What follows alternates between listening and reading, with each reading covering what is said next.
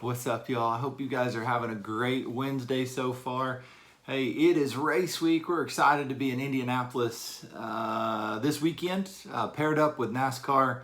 As we jump into our second race of the season this year, it's just been weird, right? I'm sure your life's probably been like my life, and just the world's flipped upside down. And at the end of the day, I just think, in spite of everything going on, just so proud of IndyCar and to be connected to such a great organization. They are doing a phenomenal job and the absolute best that they can to provide an amazing product of racing. And so I start there just to say, of course we appreciate your prayers, but again, you're a part of IndyCar ministry. You are a part of the prayer support for this series. And the drivers, the teams, their families, the series rely on us, whether they realize it or know it or not, that there's an army of people praying for them. And so if we could just continue that. We thank you for being on this journey with us.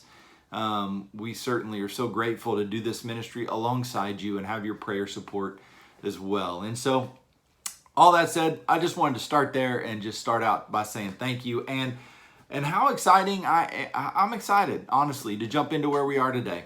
This is actually probably one of the more controversial pieces of Scripture and one of the more controversial themes of Scripture.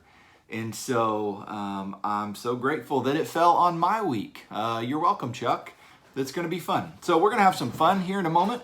As we jump into 1 Peter chapter 3, verses 1, Peter says, "Likewise, wives, be subject to your own husbands, so that even if some do not obey the word, they may be won without a word by the conduct of their wives, when they see your respect and pure conduct."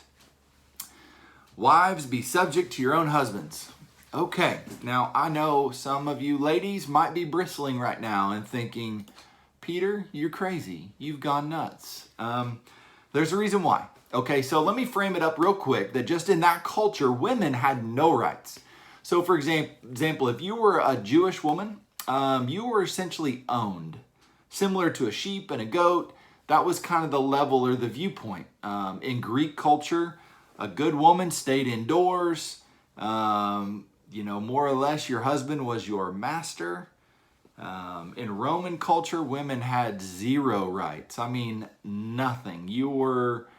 It was bad. And so I need you to understand that Jesus changed the world when it comes to women's rights.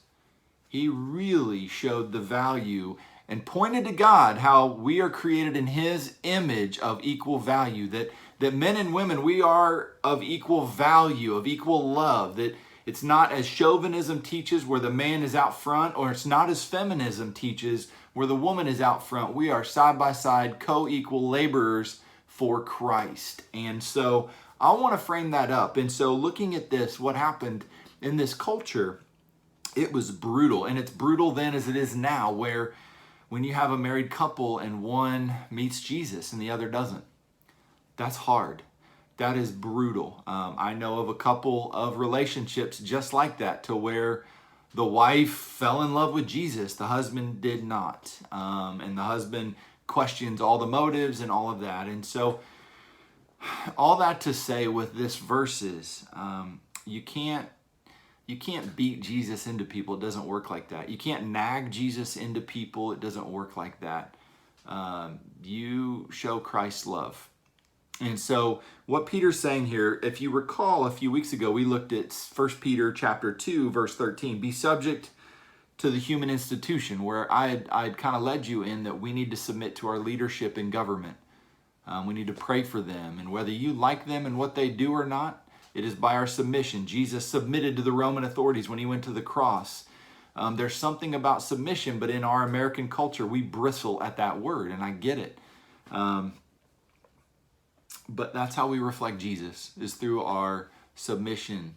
And that's really what Peter's saying right here, is you might have a husband that doesn't believe, but as you serve, as you love, you are reflecting Jesus. You are reflecting of what you believe is real.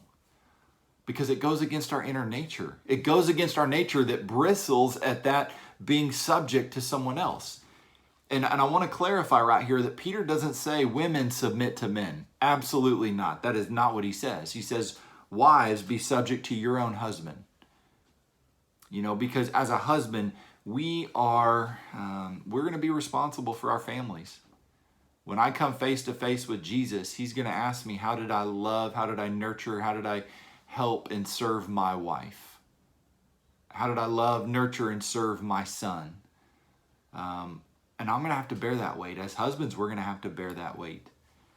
And as wives, you know, they have committed to us. Like Kelly has given me her life to lead and to love and to shelter and to protect. And so as you love and as you serve and as you are in a way reflecting Jesus to a husband that doesn't believe. But I would also say the same could go for a husband. I have had a few husbands that have met Jesus and their wives didn't. And the number one thing that they can do is to love and to serve. Love and to serve. It always comes back to loving and serving, to modeling Jesus.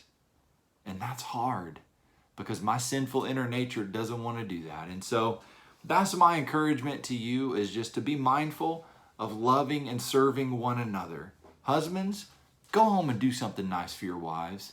Just do it. Even if you did something nice yesterday, I don't care. Go do something nice for your wives. Wives, do something nice for your husbands. Let's have mutual submission to each other. Let's encourage and support and lead one another.